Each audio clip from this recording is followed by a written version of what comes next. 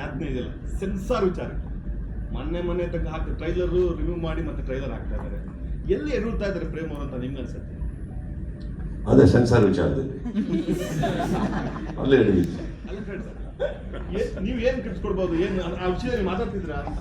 ಯಾರು sir sensor Hawking ಆಗ್ತಿದೆ, trailer Hawking ನಾನು ಯಾಕೆ ಮಾತಾಡಲಿ?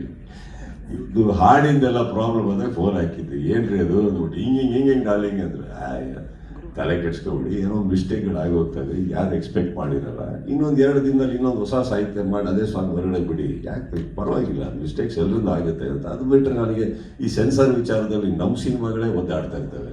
ಸೊ ಗೊತ್ತಾಗಲ್ಲ ನಮಗೆ. ಬಟ್ ಹಾಗಂತ sir, I strongly believe censor board has got a responsibility sir. ಇಲ್ಲಿ ಕೂತು ಅವ್ರ ಮೇಲೆ ಆಪಾದನೆಗಳು ಹಾಕೋದು ತಪ್ಪಾಗುತ್ತೆ. ಒಂದೊಂದು ಸಿನಿಮಾಗೆ ಒಂದೊಂದು ಥರ ಪ್ರಾಬ್ಲಮ್ಗಳಿರ್ತಾವೆ, ಅವ್ರಿಗೆ ಮಾತಾಡ್ಬೇಕು. I don't know what happen to sensor.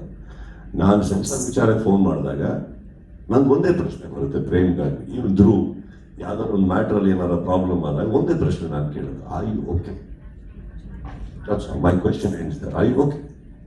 So yes darling ಅಂತ ಅವ್ನು ಕಳಿಸ್ತಾನೆ, ಎಸ್ ಸರ್ ಅಂತ ಕಳಿಸ್ತಾರೆ, ಅಲ್ಲಿ ಮುಗೀತು.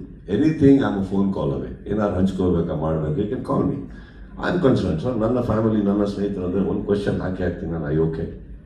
That's all sir. They need to know. ಮೊನ್ನೆ ಅವರೇನೋ 48 ಅವರ್ ಸೆನ್ಸಾರ್ಗೋಸ್ಕರ ನಿದ್ದೆನೇ ಮಾಡಿಲ್ಲ, ತುಂಬ ಒದ್ದಾಡಿದ್ದಾರೆ. ಮಲಗ್ಬೇಕು ತಾನೆ, ಮಲಗ್ಬೇಕು ತಾನೆ,